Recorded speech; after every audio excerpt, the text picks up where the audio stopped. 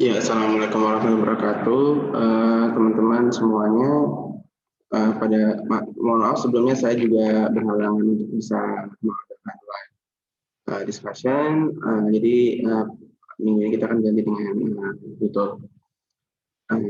Ya mungkin ntar buat kedepannya juga akan ada materi-materi seperti ini ya untuk bisa lebih memudahkan juga supaya lebih fleksibel. Oke, berikut adalah materi yang kemarin saya kirim. Jadi teman-teman tolong dipelajari. Jadi itu tentang diferensial turunan. Jadi kita akan coba bahas dari situ. Ini materi dari salah satu buku kalkulus ya dari kalau nggak salah dari bukunya Greg yang salah satu referensi yang saya berikan. Kemarin kan saya kirim dua. Jadi yang paling penting itu adalah membahas yang turunan, tapi teman-teman bisa baca yang fungsi karena satu dan lain hal itu pasti sangat berkaitan gitu kan. Dan mungkin saya tahu teman-teman pasti sudah pernah diskusi atau bahas itu di matematika sebelumnya, jadi saya nggak akan terlalu singgung. Jadi kita coba fokus ke turunan aja. Seperti itu. Nah, di materi ini juga saya nggak akan bahas highlight satu persatu ya. Mungkin jadi antara ada materi yang kita skip karena memang saya yakin teman-teman sudah mempelajarinya. Ya, salah satunya sebenarnya di slide pertama ini kalau kita lihat kan di sini dibahas bahwa turunan itu merupakan salah satu bentuk yang bisa dicari dengan menggunakan pendekatan limit gitu kan. Jadi di slide satu ini kita bisa lihat bahwa sesungguhnya dengan limit kita bisa menentukan turunan. Hanya saja memang kita tidak akan membahas itu lagi karena pendekatan limit adalah saya yakin sudah pernah dibahas di materinya Bu Silvi. Jadi kita mungkin review ulangnya mulainya dari dasar tentang turunan itu sendiri maupun langkah-langkah praktisnya. Oke, kita mulai langsung dari sini. Nah, ini singkat saja. Sebenarnya jika dibahas turunan itu sebenarnya punya beberapa bentuk simbol penulisan gitu kan. Kemarin saya sudah sampaikan bahwasanya teman-teman itu bisa menulis fungsi itu menjadi bentuknya gini kan, secara umum gitu. Kalau kita nulis kayak gini atau pakai G ya. Nah, itu apapun bentuknya yang H dan sampai Z misalnya gitu, di mana di sini tuh kita bisa bilang ini adalah variabel ini semuanya ini ya itu adalah variabel terikat. Sementara X itu adalah variabel bebas, kemarin saya bahas itu kan.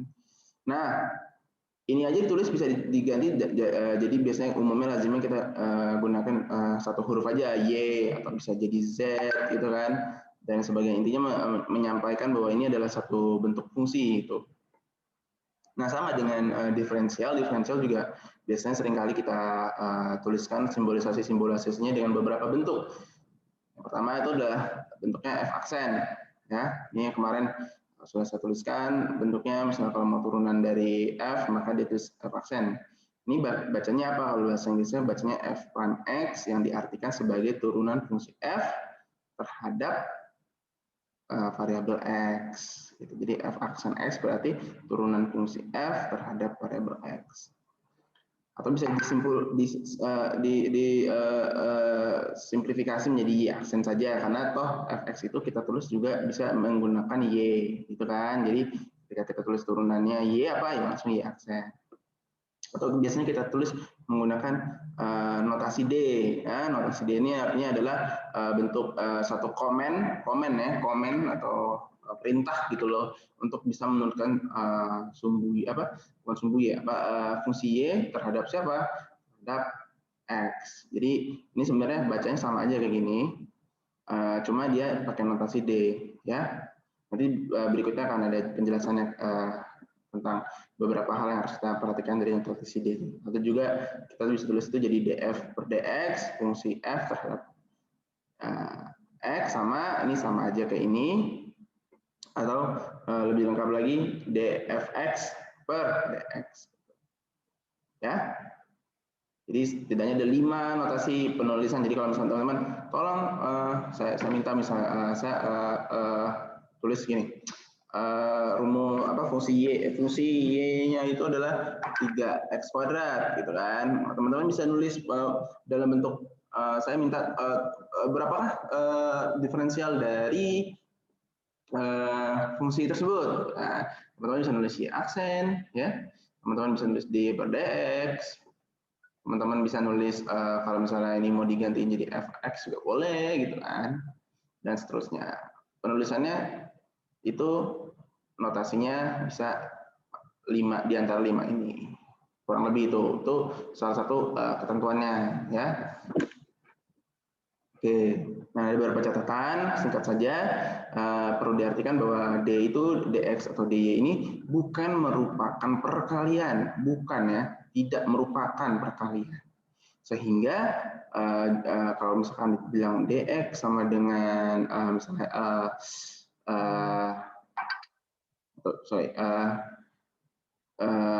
misalnya ada dx, kita kata dx kita ketahui 2 gitu, ini bukan berarti d dikali 2 gitu ya. Ini bukan begini, ini bukan perkalian ya. Ini artinya d ini adalah notasi untuk menurunkan si variabel yang ada di sebelah kanannya. Berarti kalau dx berarti kita mencoba untuk menurunkan variabel x gitu. Kalau ada y berarti kita mencoba untuk menurunkan variabel y gitu kan. Nah, berarti sehingga misalnya kita punya y sama dengan 2x plus 3, ketika kita tulis dy ya, berarti kita bisa tulis gini, d sama dengan d 2x plus 3. Berarti begini, bukan tapi kita tuh menuliskan ini kita tahu bahwa sebenarnya ini tuh fungsi ini harus kita turunkan, bukan berarti ini dikali d ini dikalikan 2x terus ditambah 3 dikali d gitu. Bukan seperti itu. Ya. Kurang lebihnya seperti itu. Oke. Dan terakhir juga ini juga bukan merupakan pembagian gitu ya. Jadi d per dx itu bukan misalnya berarti kan tadi d 2, kalau misalnya y sama dengan 2x per 3 ya, bukan berarti dx ini berarti sama dengan ini berarti 2x plus 3 bagi x. Ini bukan pembagian. Jadi ya, sekali lagi bentuk ini adalah sebuah instruksi di mana kita harus memahami bahwa kita sepakat bahwa ini tuh instruksi untuk untuk melakukan suatu proses diferensial atau derivatif atau turunan. Nah, jadi ini bukan perkalian, bukan pembagian. Intinya seperti itu saja penjelasan terkait differential Dirichlet ini. Ya, ini kita lewat saja. Nah, langsung ke sini. Nah, di sini kita bisa lihat, misal kita punya fungsi y ya, ini y, y-nya adalah seperti ini ya, suatu fungsi yang kontinu gitu, yang smooth, itu kita bisa turunkan, dan hasil turunannya itu sebenarnya kalau kita bisa lihat itu menjadi satu interval tertentu yang terpisah-pisah. Kenapa? Karena pada dasarnya kalau kita lihat sini aja, ini kan terbagi gitu kan. Pertama dia fungsinya ini ya, terus kemudian dari sini ke sini dia ada fungsi lain gitu kan. Ada kalau di nanti kalau teman-teman pada baca yang materi yang satunya lagi yang terkait garis, itu bisa dilihat bahwa ini gradiennya berbeda. Gradien ini 1, nih gradien 2, nih gradien 3, nih gradien 4 ya. Beda-beda nih. Maka dari itu ketika kita turunkan fungsi ini, si y sama dengan fx ini ke sini, dia hasilnya juga akan terbagi-bagi intervalnya ya. Saya terbagi-bagi. Di sini ada catatannya, the derivative is defined at the end of points of a function on a closed interval. Jadi sebuah turunan itu diartikan sebagai titik akhir dari satu fungsi dalam interval tertentu, dalam closed interval itu bisa dibilang dalam beberapa interval tertentu ya. Jadi intinya bentuk turunan ini memang akan memiliki hasil yang tertentu. Jadi kalau misalnya tadi kan sebenarnya kita sudah tulis juga ya sebenarnya d per dx gitu kan, untuk bisa mengartikan bahwa ini gimana sih bentuk turunannya gitu kan. Sebenarnya D ini juga kita bisa sebut delta sebenarnya ya.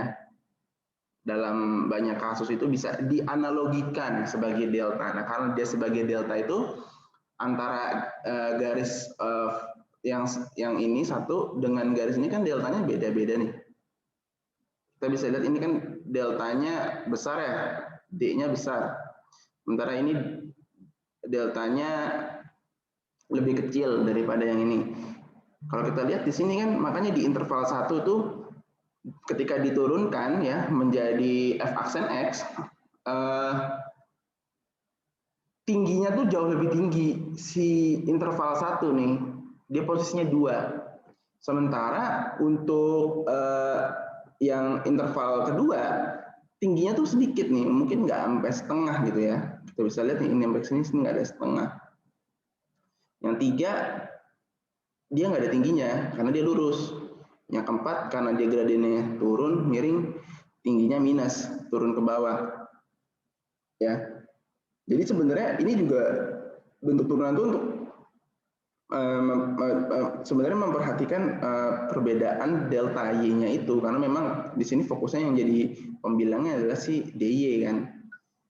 Jadi pada saat diturunkan itu satu highlightnya ya, satu dia memiliki nilai-nilai yang berbeda-beda tiap interval. 2, perbedaan interval itu bisa bukan berarti semakin tinggi posisi si y-nya pada formula yang pertama itu mengindikasikan bahwa nanti nilai diferensialnya akan lebih besar. Kenyataannya tidak tuh. Karena sebenarnya nilai diferensial itu adalah mencari nilai selisih pada rentang tertentu, pada closed interval. Jadi ya sebenarnya gampangnya ya kita lihat aja ini tuh satu dan lainnya itu berapa perbedaannya gitu.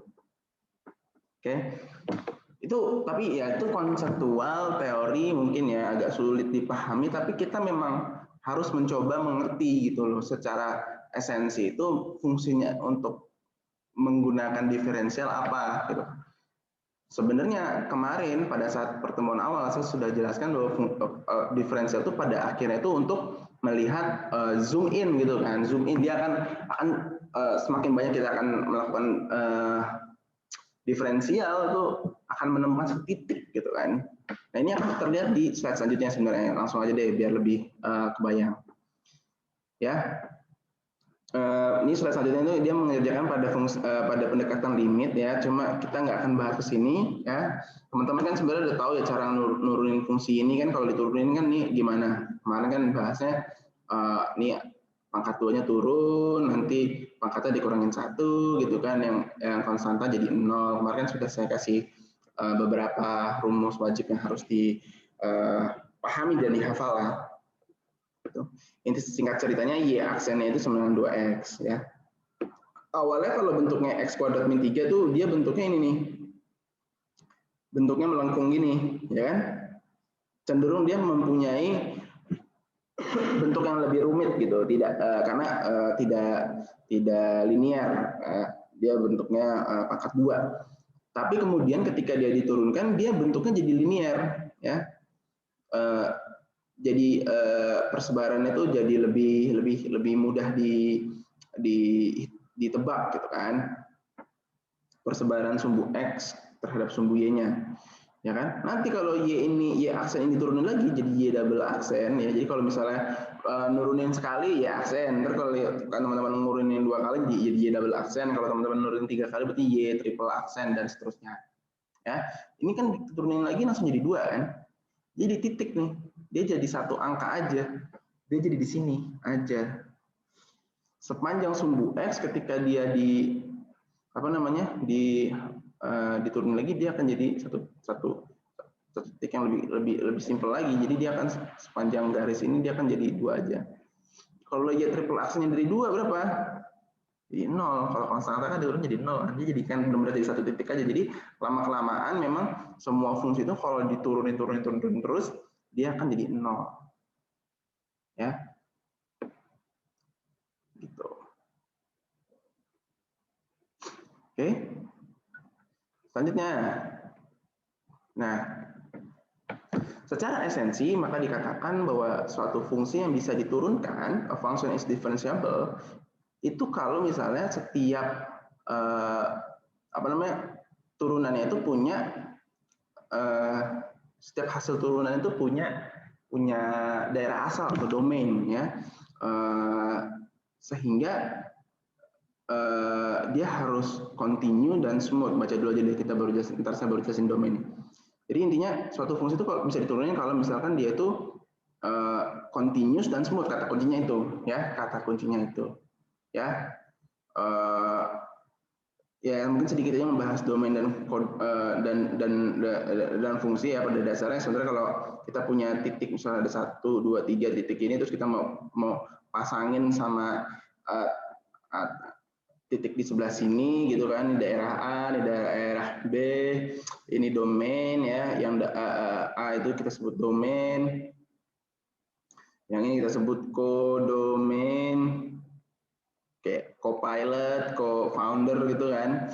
Jadi ini temennya, daerah kawan namanya, kalau dihubungin pakai fungsi. Nah, ini pakai fungsi fx misalnya, ya. Titik yang terhubung ini kita sebut range gitu kan. Selanjutnya apa lagi? Nah, ini kalau misalnya fungsi itu dikatakan dapat diturunkan, semua hasil turunan itu sebenarnya akan bisa terhubung dengan seluruh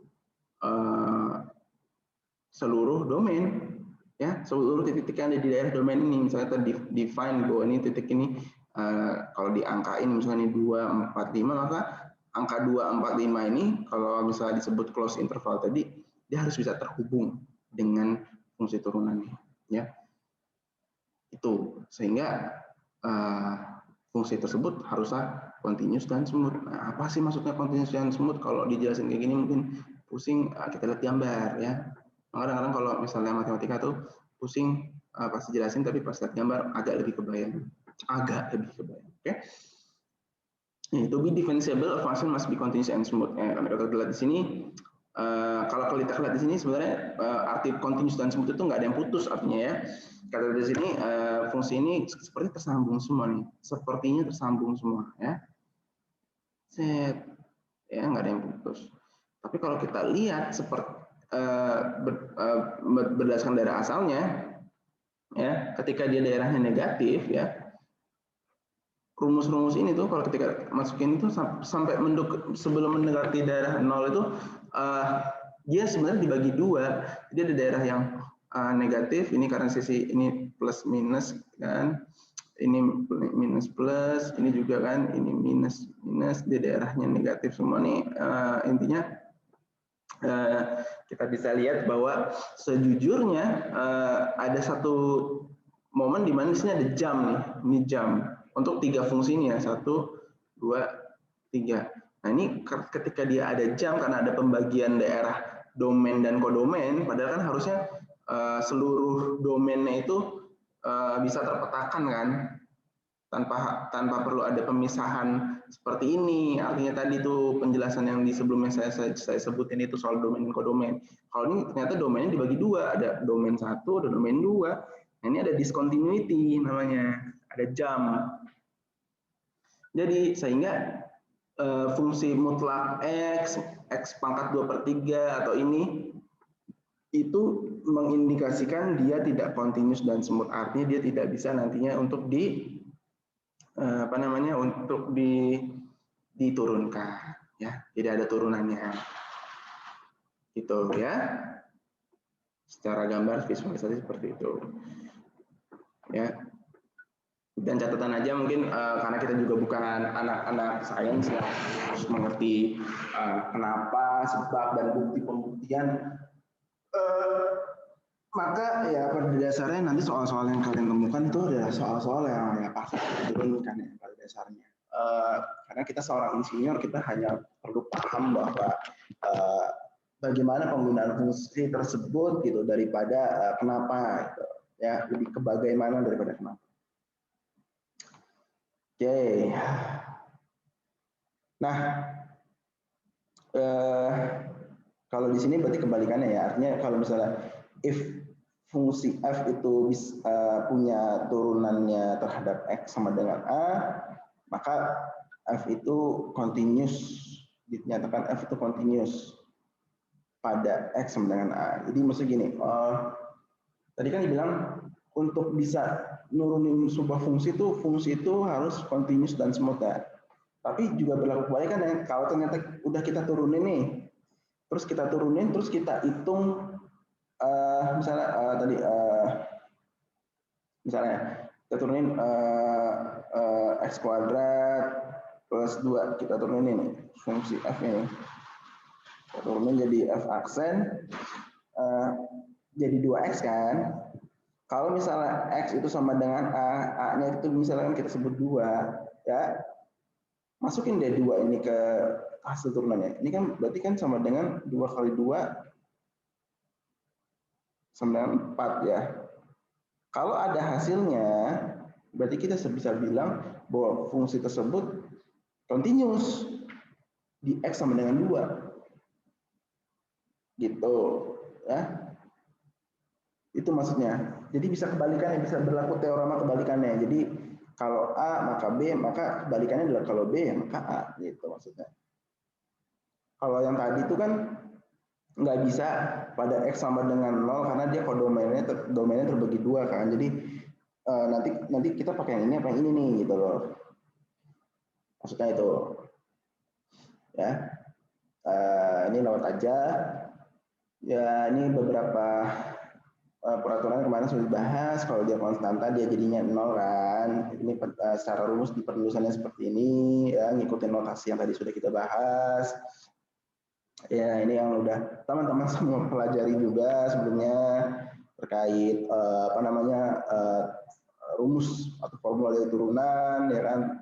Tapi sebenarnya penulisannya seperti ini ya, aslinya originnya mungkin yang kita bahas kemarin itu lebih praktikal lagi gitu kan. Tapi secara keilmuannya memang sebenarnya penulisannya kalau mau rapi dan runut ya seperti ini ya. Itu internationally yang dikenal seperti ini. Jadi kalau misalkan kita nulis ya, jadi ntar turunannya f aksen x juga ini kan salah satu bentuk notasi lainnya ya. Tadi kan secara selain ini bisa tulisnya pakai ini juga. Ini sama 4x pangkat 3 ini juga. Ini udah gampang, 8-nya turun, pangkatnya dikurangin 1. Oke, jadi ini kayak review aja sebenarnya. Ya ini kalau proofnya menggunakan pembuktiannya menggunakan limit gitu ya. Tapi sekali lagi kita nggak nanya mengapa ya. Jadi singkirin aja. Tapi kalau teman-teman mau tahu bisa dicari tahu sendiri.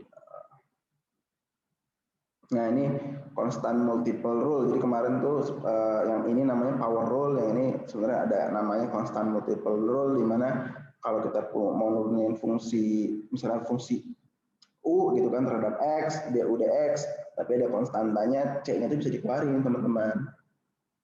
Ya, maksudnya ini misalnya nih, turun dari 7 kali X pangkat 5, 7 itu bisa dikedepanin dulu gitu, sehingga dihasilkan yang kita turunin cuma X pangkat 5-nya aja, ya kan? X pangkat 5-nya aja, jadi 5 X pangkat 4 nih turunannya, 7-nya dikeluarin gitu. 7-nya ini karena bentuknya perkalian enggak jadi 0 ya, enggak. Pak ini kan konstanta apa jadi 0 dong? Enggak. Beda kalau konstanta sendiri dia tuh baru jadi 0 kalau misalnya D per C tadi, ya enggak, per DX. Karena dia konstanta sendiri, tapi kalau ini enggak, dia karena dia ngikut sama perkalian nih, ada titiknya di sini. Oke, singkat aja. Ini yang udah kemarin kita bahas. Kalau bentuknya itu pertambahan, dilanjutin aja. Jadi kalau misalnya fungsi U sama fungsi V gitu kan, misalnya nih kita bilang nih U ini U ini V, maka kita turunin satu-satu. Itu kan kalau pengurangan juga seperti itu, ya. Gampang aja ini. Ini kemudian ya penjelasan bahwa ini sebenarnya horizontal tangan siapa ya, memang ini kan pakai bahasa Inggris ya, jadi saya juga minta teman-teman untuk bisa paham itu sebenarnya istilah di Indonesianya apa, istilah bahasa Inggrisnya apa. Kalau di horizontal tangan ini artinya apa namanya, titik potong di sumbu X, ya, titik potong di sumbu X horizontal tangan seperti ini. Pada saat Y-nya sama dengan 0, ya, Y-nya sama 0, titik potong di sumbu X. Kalau kita punya fungsi begini, gitu misalnya, berarti titik horizontal tangan itu ini ya, titik potong di sumbu X. Ini ya, set, gitu. Titik-titik ini nih, ya, kita cari tahu. Kayak gitu. Nah, cara nyarinya gimana? Cara nyarinya itu dengan menurunkan fungsinya sekali aja cukup. Tapi nanti di sini ada tanda-tandanya, Y-nya tuh dibikin 0, ya. Gitu. Jadi gimana caranya ini turunin sekali, ini jadi 4x maka 3 min 4x. Nah, ntar Y-nya turunannya sama dengan 0. Sehingga jadi ini sama dengan, jadi ini kan awalnya gini kan, karena ini 4, 4-nya coret sama 0 coret 0 ya 0, 4 nya jadi 0, hilang, karena dibagi sini kan jadi 0, ini dikeluarin lagi dari sini, dikeluarin jadi x, sehingga kita bisa temukan hasil breakdown-nya jadi x dikali x plus 1 dikali x min 1 sama dengan 0 gitu kan. Berarti hasil potongannya itu ada di 3 titik, ya. Ada di titik x sama dengan 0, di titik x sama dengan min 1, x sama dengan 1. Oke. Jadi kalau misalnya digambarin, misal ulang ini Y-nya ya. Kita gambarin di sumbu x sama sumbu Y. Karena dia itu positif, berarti dia terbuka ke bawah atau ke atas ya.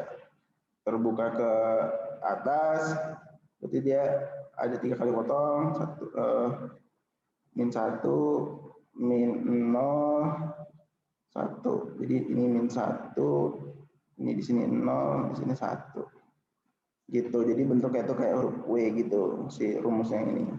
Nah, cara nyarinya gimana? Ya, nyarinya dengan menggunakan apa namanya? Turunan gitu. Ya. Oke, seperti itu.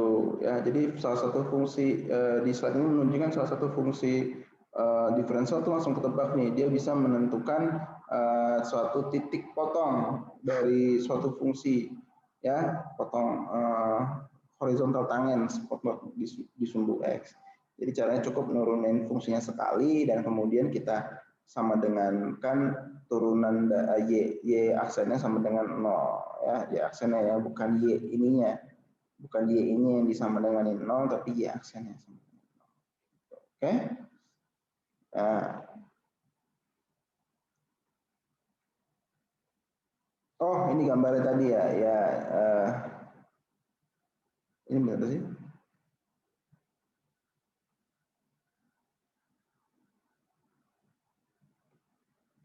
Iya, ya ini dia. Oh, jadi saya salah tadi.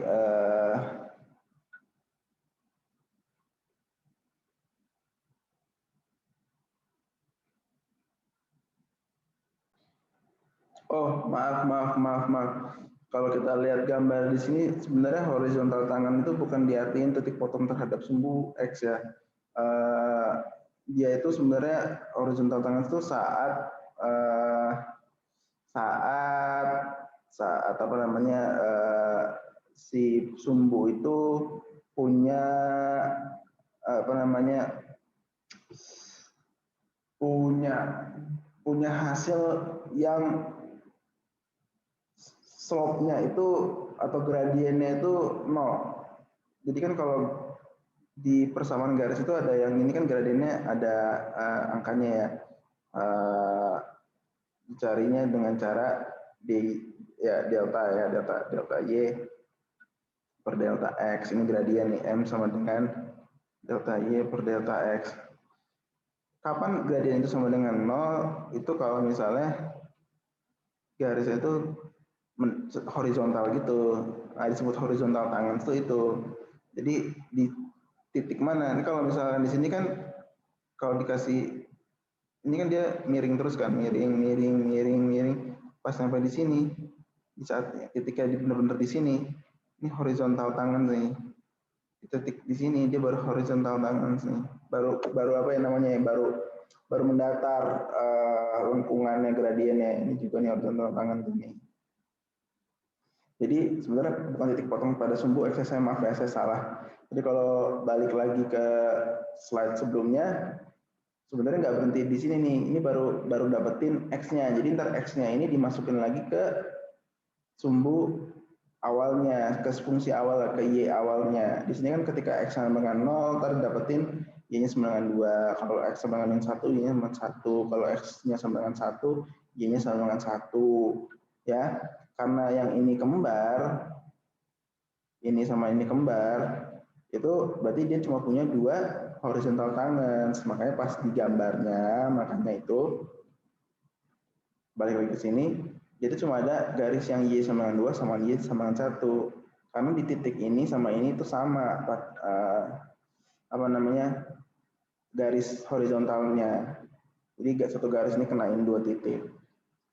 Gitu. Jadi horizontal tangan sekali lagi adalah kalau bisa diartiin itu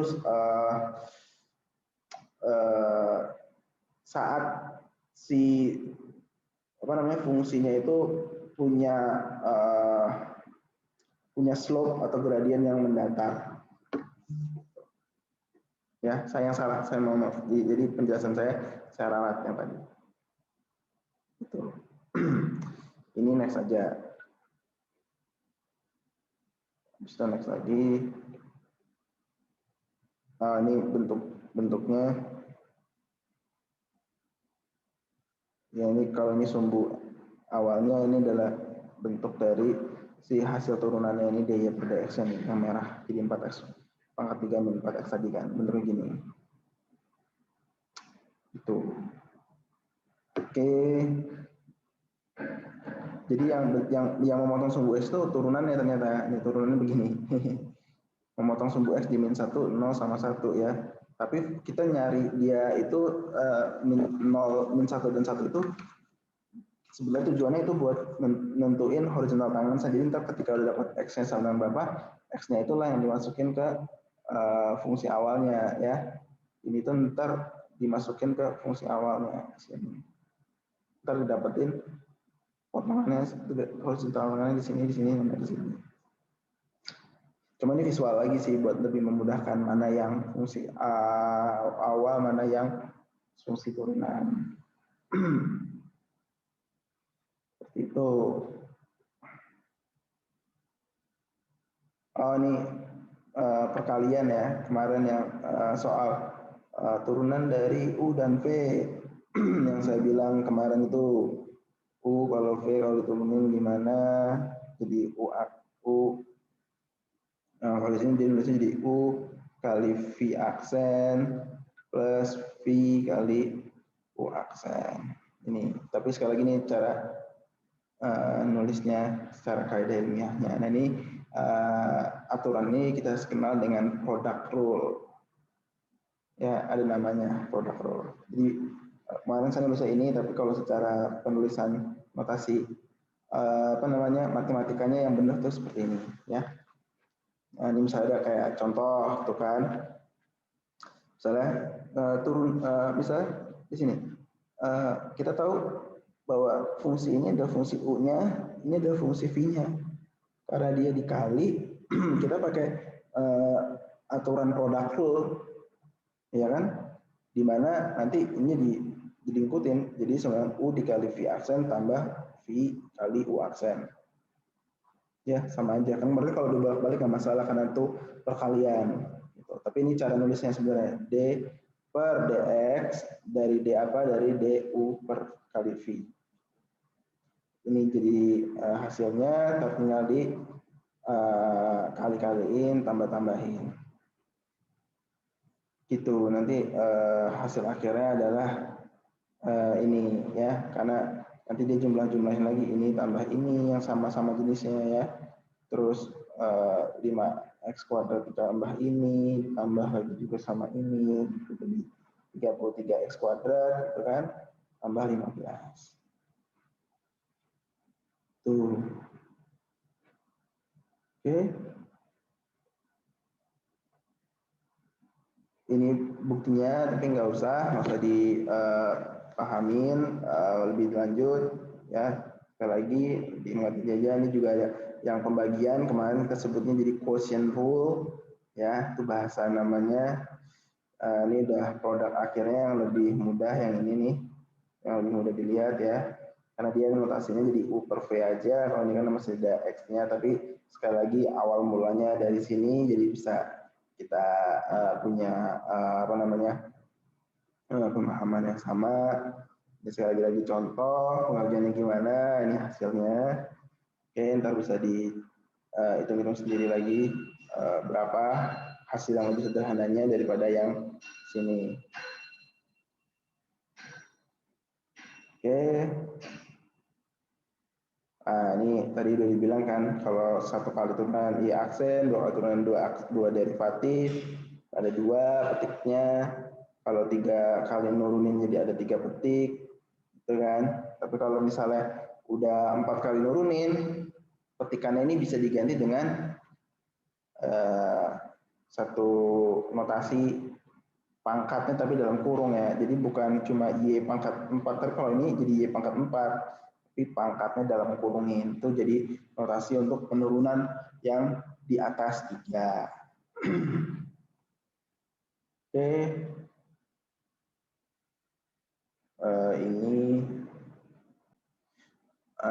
Ini agak menarik sih. Ini kita nggak dikasih tahu fungsinya kayak gimana ya, tapi kayak dia langsung kayak ngasih penjelasan-penjelasan yang diketahuinya itu langsung sesuai dengan yang dibutuhin. Cuma kita perlu hati-hati ngertiin. Saya akan ngerjain ngasih tahu yang nomor 1 aja, ntar teman-teman pahami lagi nomor 2 dan 3-nya ya. Misalnya kita tadi kan dengan product rule perkalian ya antara fungsi U sama V itu rumusnya kan kita dapat ini nih ya. Kalau turunan dari U kali V itu sama U kali V aksen plus V dikali U aksen gitu kan. Nah sekarang untuk nyari hasilnya, kalau kita nggak tahu fungsinya U itu berapa gitu ya, bla bla bla bla, V-nya berapa gitu nggak tahu, bla bla bla, cuma dikasih tahu beberapa keterangan ini aja, kita harus milih-milih nih, bacanya pelan-pelan. Suppose U dan V itu adalah fungsi yang bisa diturunkan, that are differentiable ya kan, pada at x sama dengan 3, sehingga U sama U dari fungsi U ketika x sama dengan 3 sama 5. Berarti ini sebenarnya kalau misalnya kita punya fungsi U terhadap X, ketika X-nya itu sama dengan 3, X sama dengan 3, hasil itu 5. Jadi ini udah langsung hasilnya nih, 5. Sementara kalau U aksennya sama, dia U-nya itu diturunin, jadi U aksen, ya kan? Saat X sama 3 di U aksen, dia sama dengan min 7. Tuh. Kalau misalnya kita punya fungsi V, dimasukin 3, di hasilnya 1, ketika V-nya itu diturunin jadi V aksen, dimasukin angka 3, dia sama dengan 4. Ya kan? Disuruh nyari turunan dari U dikali V pada saat sama dengan 3. Jadi kan semuanya udah sama dengan 3 nih. Tinggal kita masukin, cuma kita harus hati-hati nentuinnya. Kalau ini kan ini kan U-nya apa? U normal kan, U awal kan, fungsi awal kan. Berarti cari yang U dalam kurung 3 aja. Ya. Bukan yang U aksen. Berarti dimasukin U-nya itu sama dengan yang sama dengan 5 sini. Dikali V aksen. Berarti cari yang V aksen sama dengan 3, 4.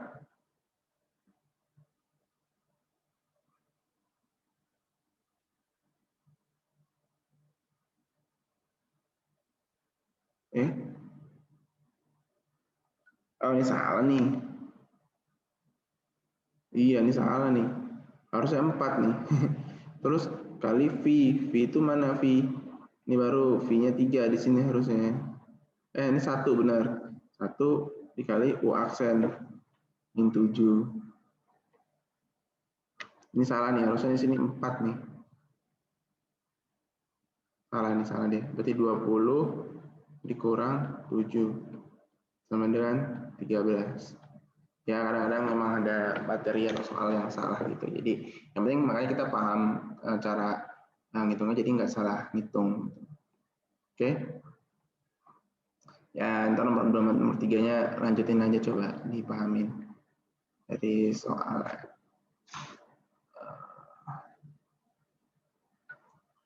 Oke, ini apa? Ini masih lanjutan dari yang question rule, cuma U dan V-nya diganti Ho dan Hia. Kan sebenarnya jangan bingung deh kalau kita udah ngeliat rumus yang, saya balik lagi ke sini. Kita udah lihat rumus yang kayak gini gitu. Kalau misalnya U-nya itu nantinya diganti Ho, V-nya diganti Hi, atau U-nya nanti diganti kotak gitu, ntar V-nya diganti segitiga. Kalau kita udah lihat formatnya begini, ya setiap yang jadi U jadi kotak aja, yang jadi V jadi segitiga aja. Nggak usah bingung maksudnya, jadi ikutin aja. Jadi maksudnya ntar kalau misalnya lihat yang kayak gitu-gitu tuh kayak yang tadi, ini jangan panik, jangan kayak ngelihat, wah apa nih rumus baru nih, enggak. Ya ini mah masih sama aja kayak yang tadi. Cuma ya dia cara nulisnya beda aja. Kalau kita ketemu nulisnya U sama V nih, OHI gitu. Ya, apalagi. Oh, ini salah satu fungsi turunan untuk menghitung apa namanya kecepatan ya. Ya, jadi kalau kita udah punya fungsi jarak terhadap waktu, itu kita bisa hitung dengan cara turunan. Pada saat kecepatan tertentu itu, pada T tertentu itu kita pengen tahu kecepatan sesaat, itu juga ada kaitannya sama apa namanya fisika dasar ya, kita bisa ngitung pakai fungsi turunan kan. Kemarin juga di kelas, mungkin saya baru ngajar kelas yang B gitu kan ya, kalau nggak salah saya ajarin bahwa itu bisa dicari dengan turunan.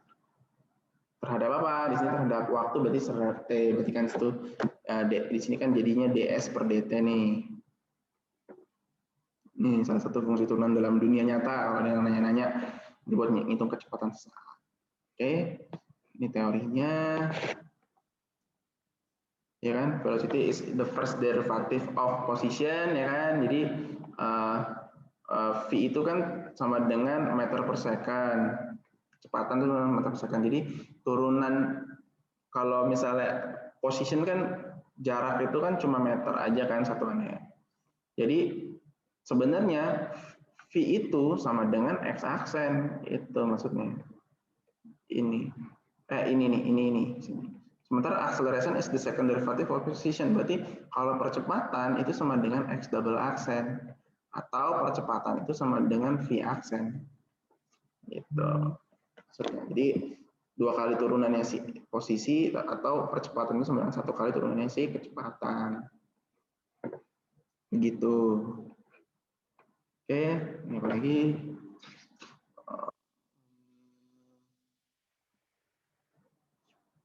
Ya, oke lah. Kita coba dipahami aja tuh sampel-sampelnya. Ini cara hitung kecepatan. Sama aja ya, tadi secara konsep sudah dijelaskan. Kalau di sini gantinya T aja, daripada fungsi X jadi T. Ini dalam bentuk gambar, kalau misalkan punya kurva posisi terhadap waktu seperti ini, kita bisa lihat di sini kalau kita udah punya fungsinya nih, misalnya kita udah temuin berapa nih, misalnya ini sama dengan misal katakanlah ya ini sama dengan X kuadrat plus berapa gitu, plus 2 gitu kan. Misalnya bentuknya ternyata kayak gini nih, kayak gunung kayak gini, ini kita bisa mengerti dari turunan-turunan itu, kita bisa mengerti, oh di situ pada saat akselerasinya itu positif, kecepatannya positif dan lagi nambah. Di sini akselerasinya 0 karena turunan 2 kalinya dari si X tuh di titik ini tuh 0, pasti akselerasinya 0, tapi kecepatannya masih positif gitu kan. Di sini melambat akselerasi negatif karena dia mulai membengkok, mau turun ke bawah gitu. Di sini pada saat kecepatannya 0, di sini akselerasinya jadi lebih negatif lagi dan kecepatannya berkurang dan seterusnya. Jadi dari satu kurva karena si akselerasi ya percepatan dan velocity atau kecepatan itu turunan dari si X atau si posisi, maka sebenarnya dari lihat kurva itu kita bisa menerjemahkan apa yang terjadi di situ. Ya, jadi itu dia kenapa turunan karena antara satu dimensi dengan dimensi lain itu terhubung ke sini. Dua-duanya ini nama turunan. Awal mulanya mungkin pengertiannya gitu kan. Saya mengartikannya gitu sih. Oke. Ya, ini sama. Nah, ini juga nih apa namanya? Salah satu fungsi lainnya turunan juga bisa buat menghitung umur ya. Umur apa namanya dari satu pohon gitu.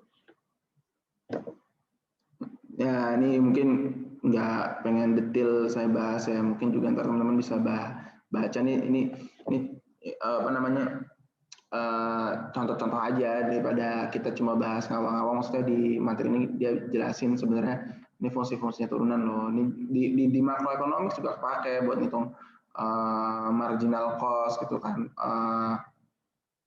Marginal cost itu kayak perubahan dari apa namanya produk atau jasa ketika cost itu nambah satu unit rupiah atau 1 unit dolar gitu. Ntar mungkin nanti di materi forecasting saya akan jelasin nih soal ekonomi, tapi nggak di sini lah ini. Tapi ini beberapa contoh-contoh penting dari penggunaan turunan. Ya, ini ada contohnya, silakan aja kalau mau dibahas, nggak saya detailin satu. Oke, ini trigonometri ini agak lebih apa namanya lebih skill lagi ya untuk penjelasannya. Tapi kemarin kan kita udah bahas hasilnya, tapi ini penjelasannya satu persatu. Kenapa sih bisa ngasilin turunan dari sin itu sama dengan cos. Ini cara penjelasannya sebenarnya. Dia pakai pendekatan limit gitu. Tapi sekali lagi kita nggak perlu memahami betul-betul soal mengapanya, walaupun kalau tahu tuh lebih bagus. Cuma dalam konteks ini kita tahu aplikasinya aja, ya. Jadi ini di skip aja karena kemarin udah sempat dibahas hasilnya berapa.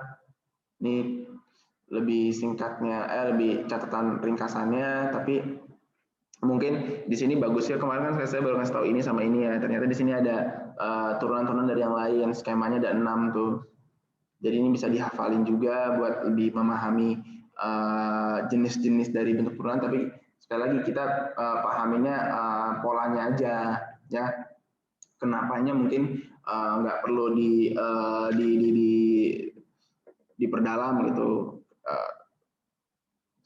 Di mata kuliah ini nggak perlu dibahas lebih lanjut maksudnya. Gitu sih sebenarnya. Apalagi jadi sekarang masih hari ini juga intinya masih ngebahas tentang apa namanya lanjutan atau pembahasan dari yang kemarin gitu secara dasar ya.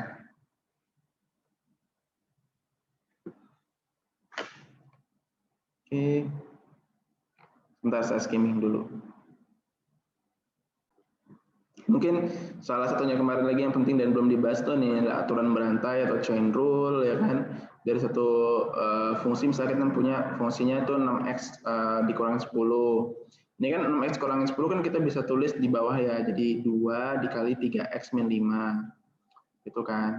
Nah, kita substitusi dulu nih. Jadi y yang ini tuh kita bisa tulis jadi 2 dikali u gitu. Kenapa? Karena kita substitusi 3x min 5 itu sama dengan U. Oke, sehingga ketika kita tulisin dy per dx gitu kan, kita lihat loh x-nya mana? Kan di sini nggak ada x, ini adanya u, yang tadinya x itu udah diganti sama u nih teman-teman. Sehingga secara aturan berantai itu bisa ditulis berarti dy per dx itu kalau ada satu variabel yang nggak dikenal tuh bisa kita ubah jadi dy per du dikali du per dx.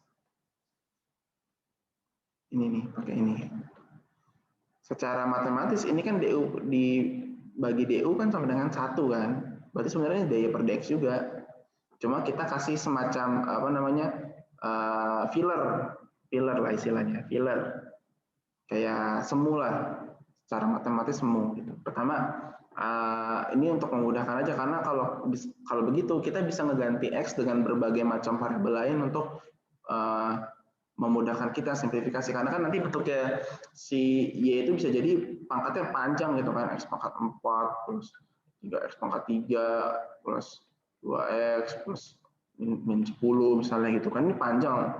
Mungkin ini gampang nih bisa disubstitusi gini, cuma mungkin nanti dari fungsi-fungsi yang kompleks itu kita bisa melakukan simplifikasi, misalkan ini ya, misalkan aja ini nggak bentuk benar ya, cuma maksudnya misalnya aja ternyata ini bisa disimplifikasi jadi kayak x plus 4 kuadrat dikali 3x gitu. Misalnya min 10 misalnya gitu.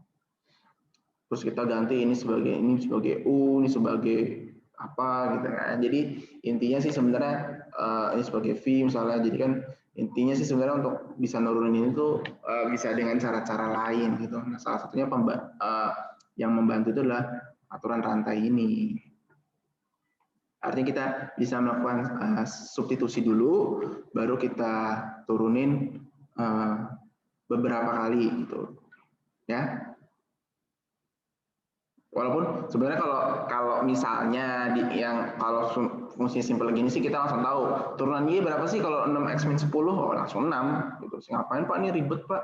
Tapi bukan itu poinnya, ini cuma untuk membuktikan bahwa sebenarnya untuk bisa mendapatkan 6 itu bisa pakai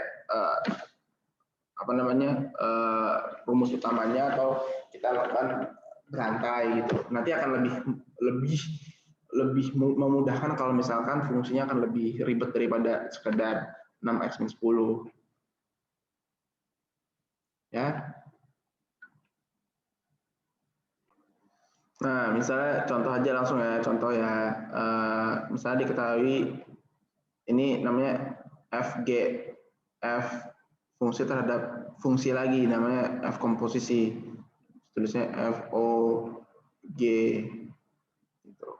F komposisi g gitu. Jadi daripada masukin langsung langsung x gitu, dia ternyata misal gini ya, langsung buat contoh teman-teman pada tahu sih. Terus gx itu fx. Misal contoh yang di atas ya. 3x kuadrat. Ya, kalau ditulis ini fgx, katakan fgx.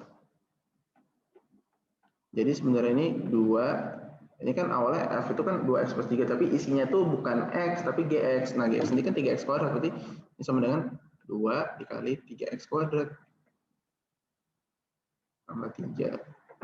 Jadi kalau kita melihat si x terhadap fungsi f, kita ganti justru dengan si gx. Gitu. Ya, ini pengenalan aja bahwa ini fungsi komposisi namanya. Tapi sekali lagi kita sebenarnya kita nggak terlalu peduliin si ininya karena toh yang ditanyain sebenarnya turunannya gitu loh.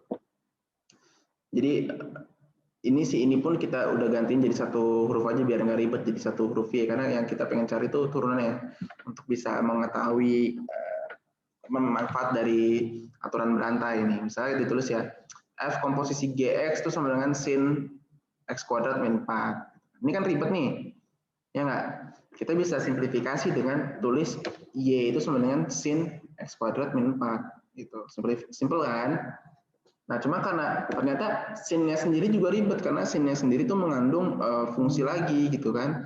Berarti kita bisa anggap bahwa pertama untuk memudahkan kita anggap bahwa si X kuadrat min 4 itu sebagai U. Itu sebenarnya U. Ketika kita ganti U, ya penulisan Y sama dengan sin dalam kurung X kuadrat min 4 itu kita ganti jadi lebih simpel lagi, Y sama dengan sin U. Ya enggak? Dengan diketahui bahwa U itu ini, X kuadrat min 4. Dengan aturan berantai yang bisa mengasih filler di tengah-tengah, berarti kita bisa bikin ini sama dengan dy per du, yang satu lagi du per dx. Pertama kita tulis dulu dy per du-nya. Kalau misalnya terhadap u, sin itu turunannya itu langsung cos kan, dapat cos u. Sementara turunannya u sendiri itu apa terhadap x? Itu sama dengan 2x, enggak? Berarti dy per dx karena udah dikasih filler tadi ini itu kita bisa tulis sebagai dy per du-nya apa? Dy per du-nya cos u. Ya udah tulis cos u dikali apa? Dikali 2x. Ya enggak? Dy per dx. U-nya dibuka baru biar semuanya jadi sama. Ini kan beda suku nih. Beda variabel. Nah, kita samain lagi supaya sama-sama semua jadi x ya kan? Karena ini kan udah dimintanya terhadap x. Maka U-nya baru dibuka dia di sini. U-nya dibuka jadi X kuadrat min 4. Jadi ini baru dapetin ternyata turunan dari sin X kuadrat min 4 itu sama dengan cos X kuadrat min 4 dikali 2X. Ini kalau nggak pakai aturan berantai, ini susah nemuinnya. Ya, semakin kompleks malah justru aturan berantai lebih bermanfaat. Tapi kalau misalnya kayak soal yang sebelumnya, yang lebih simple itu kita nggak perlu pakai aturan berantai, bisa langsung. Cuma ini secara konsep aturan berantai itu mempermudah sebenarnya. Oke.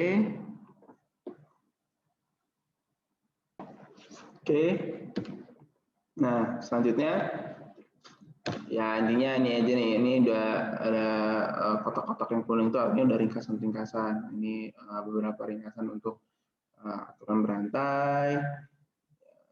Contoh-contohnya ini juga untuk apa namanya parametrik kurva ya. Intinya ya sebenarnya sama aja sini aturan berantai gitu. Untuk nyari dy per dt ada fillernya nih. Di sini fillernya bisa diganti dx ya.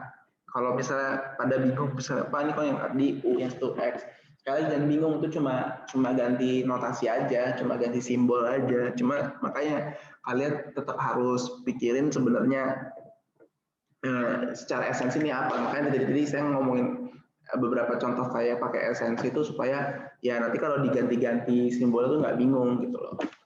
Oke, kita udah bahas sampai halaman 55. Sebenarnya sih masih banyak ya yang di slide ini, emang nggak bisa saya jelasin satu-satu. Justru saya nanti mungkin minta kalian membahasnya gini aja. Tugasnya buat minggu ini bukan ngerjain soal, tapi enggak. Tugasnya tetap akan membahas soal, ngerjain soal, ntar soal saya kasih, cuma ditambah nanti teman-teman melanjutin nih bahasan yang di sini, ya dari halaman berapa nih?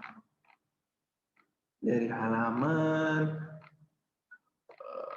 tadi berapa sih? Dari halaman 55, 56, 57 deh, 57 sampai akhir itu pakai kelompok aja. Sama ntar tugasnya juga saya bikin buat kelompok aja. Jadi ntar saya kasih soal, kalian kerjain ya. Tapi per kelompok. Nah cara ngerjainnya pertama ya sama-sama harus bahas soal dulu, ngertiin dulu nih pembahasannya yang ada di materi ini. Baru nanti kerjain bareng gitu ya. Nanti detailnya ntar saya akan share di grup WhatsApp. Tapi untuk nggak lebih lama lagi, teman-teman langsung aja untuk apa namanya bagi-bagi kelompoknya gitu ya. Kurang lebihnya saya mohon maaf. Wabillahi taufiq wal hidayah. Wassalamualaikum warahmatullahi wabarakatuh.